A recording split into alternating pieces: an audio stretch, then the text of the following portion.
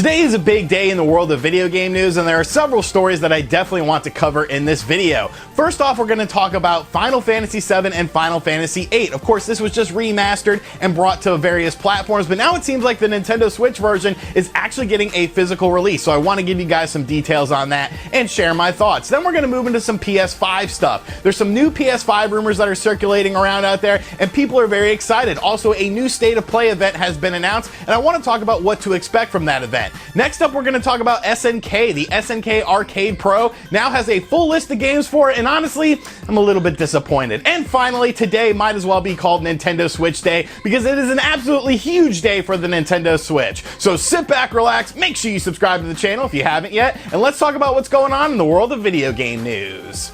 So like I said, we're going to start out with Final Fantasy VII and Final Fantasy VIII. Now these games were just remastered and brought over to various platforms, including the Nintendo Switch. It added a few new features, such as the ability to speed up time, better textures on visuals for the characters, and of course Final Fantasy VIII actually got a pretty solid remaster in terms of graphics when it comes to the character models of these games. Now initially there were rumors going around that Final Fantasy VIII was actually going to get a physical copy on the Nintendo Switch, and then those rumors quietly went away as Square Enix denied it. But did they really deny it? Because now it appears that Final Fantasy VII and Final Fantasy VIII are coming out physically on the Nintendo Switch, but in Japan only. We've seen this time and time again with Square Enix, where they release games for the Nintendo Switch in Japan with physical copies, and then the rest of the world just gets digital copies. Of course, games like I Am Setsuna had this same sort of thing. Now, what's cool about this, though, is that it will have full English on this cartridge, so you can get the full experience that you would get as buying the games digitally, as you will get on this physical cartridge. Now, like I said, this is available in Japan only, but many retailers are accepting pre-orders for this,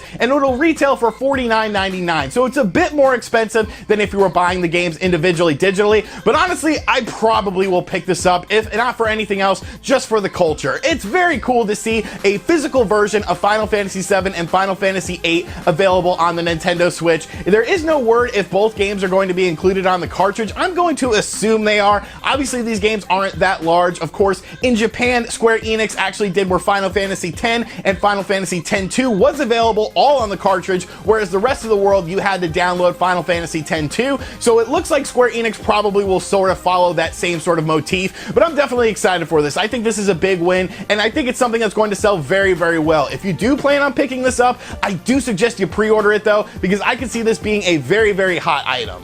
Next up, it's time to talk about some PS5 rumors and then talk about a new State of Play presentation, which admittedly, I'm kind of excited for. Now, the PS5 rumors are actually very interesting. Of course, the PS5 has been a pretty quiet system. A lot of people are expecting there to be an event in February of 2020 to pretty much unveil the PS5 and showcase what this system is all about. But yesterday, a new rumor popped up online based on a conference that happened in Japan that has a lot of people very interested in the system. So according to this rumor, at the Computer Entertainment Developers Conference in Yokohama, Japan, an individual by the name of Mr. Nishikawa, I'm going to say that wrong over and over again, attended this event and basically said that off the record, he was told that the PS5 will actually launch with two different systems, a PS5 and a PS5 Pro model that will both be launched simultaneously. Now, this obviously is very interesting because it's obvious that a lot of these companies are liking these mid-generation refreshes. Now, I'm all about options when you're talking about systems. I like system variety, I like system variants, but to have a PS5 and a PS5 Pro at the launch of the system honestly just seems kind of strange to me. I'm not quite sure why you would do this because it seems like the PS5 base model may sort of be shunned in lieu of the PS5 Pro. And when you look at the PS4 to the PS4 Pro, there is some substantial differences in some of the games. You're getting better frame rates and better resolutions. So to sort of pigeonhole the PS5 base model right out of the gate, I don't know, it's definitely something that I think is very risky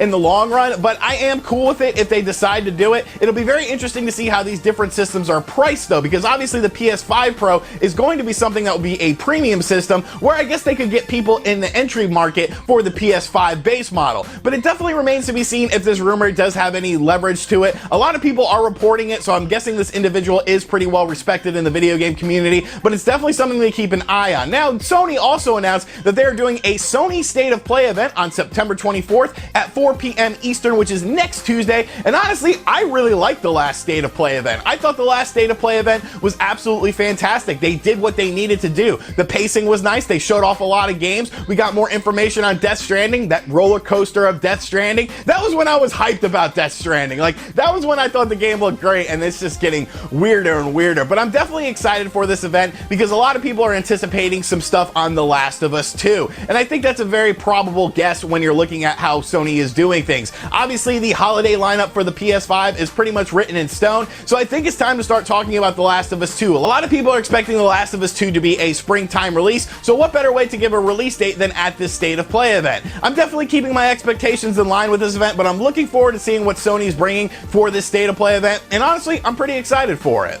Next up, let's talk about the Geo Arcade Stick Pro. Now, this is something we've been covering on the channel quite a bit because honestly, I like little things like this. I love retro stuff. Obviously, the Sega Genesis Mini has taken over this channel with videos on it, but I absolutely love these retro style consoles that are bringing the games to the modern market. And this thing looks admittedly pretty cool. It's a plug and play system with more than just plug and play functionality. Of course, you could plug it to your HD television. The base of the controller is of course based after the Neo Geo CD controller. I do wish they would have done some more colors. I think the white is gonna, show a lot of dirt. I wish they would have done a black one, but that's okay, whatever. But of course, this thing can also link up to your Neo Geo Mini if you have one of those. You can plug in additional controllers, but a lot of people were wondering, what the hell are the games on this thing? And SNK announced what games are going to be available on this, and honestly, I'm a little bit disappointed. Let's go over the games list though and give you guys the games and then talk about why I'm a bit disappointed with it. So the games list is as follows. You have the King of Fighters 95, King of Fighters 97, King of Fighters 98, King of Fighters 99, King of Fighters 2000, King of Fighters 2002. You have Fatal Fury Special, you have Fatal Fury 3, you have Garou, Mark of the Wolves, you have Samurai Showdown 2, Samurai Showdown 3, Samurai Showdown 4, Samurai Showdown 5 Special, Art of Fighting, World Heroes 2, World Heroes 2 Jet, World Heroes Perfect, Ninja Masters, The Last Blade 2, and Kaizuna Encounter.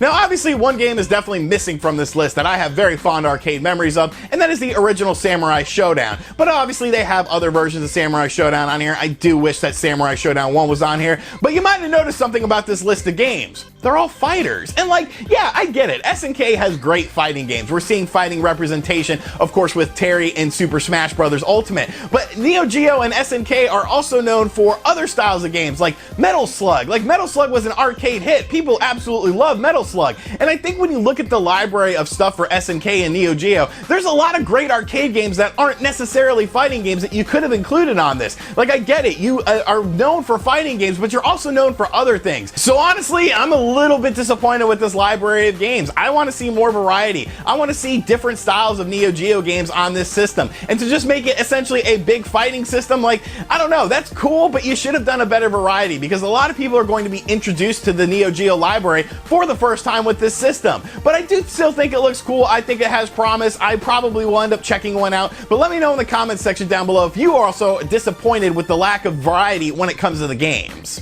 And finally, September 20th, 2019 might as well be known as Nintendo Switch Day because it is an absolutely massive day for Nintendo Switch owners, Nintendo Switch fans, and people who want to get into the Nintendo Switch. Of course, The Legend of Zelda Link's Awakening has just released today. I actually just got back from GameStop picking up my physical copy of the game. I'll be playing it all weekend and I'll have a video for you guys as soon as humanly possible on this. But this game has been scoring very well on Metacritic. I was actually curious to see how this game would score considering it is a remaster of the original game from 1993, but it seems like there's enough stuff in here to make people happy, and maybe the nostalgia trip is very good for these people, so I'm definitely looking forward to diving into this game. Another game that released today is, of course, Untitled Goose Game, which a lot of people are excited for. It's a very bizarre game, it's a very weird game, but it's a game I'm looking forward to checking out, and I definitely want to see more from this game. I know Nate over on Direct Feed Games actually did the first 17 minutes of the game, so make sure you guys go check out that video. And of course, we have new Nintendo Switch hardware. The Nintendo Switch Lite is officially releasing today in worldwide, so a lot of people are looking forward to this system. I picked up a turquoise one. It's actually coming from Amazon, so it won't come until later today. And then my mom decided to come into town today, so I got to go to dinner with her. She picks the worst times to show up in town. But really, I'm excited for all of this stuff. I'm excited to talk about the Nintendo Switch Lite whenever it comes in today because I think this system is actually going to surprise people with how well it sells. That $200 price point is going to be very attractive. Most people that have gotten their hands on one have said very positive things. But you know what? Most people don't matter. It matters what I think about the Nintendo Switch Lite. So we will have a video up on that on this weekend. But I'm definitely looking forward to checking it out. I'm definitely looking forward to Link's Awakening. Let me know in the comments section down below if you ended up picking a Nintendo Switch Lite up, if you're getting Link's Awakening, Untitled Goose Game, and also don't sleep on Lego Jurassic World. I binged that game for 8 hours last night, and I'm definitely really enjoying that game too. So Lego Jurassic World, don't sleep on that game. Alright, so those were a variety of stories that I wanted to cover today on the channel. So let me know in the comments section down below what you think of everything. Are you going to be picking up the Final Fantasy 7 and 8 dual pack from Japan? What do you think about these PS5 rumors? Do you think it's smart to do something like a PS5 and a PS5 Pro at the launch of the system? What do you think about the Geo Arcade Stick Pro? And of course, how are you celebrating Nintendo Switch Day? And as always guys, thank you so much for watching this video. If you're new to the channel, like I said, make sure you subscribe and turn on notifications. Check out other videos on the channel. And as always, I will catch you guys on the next video. Later.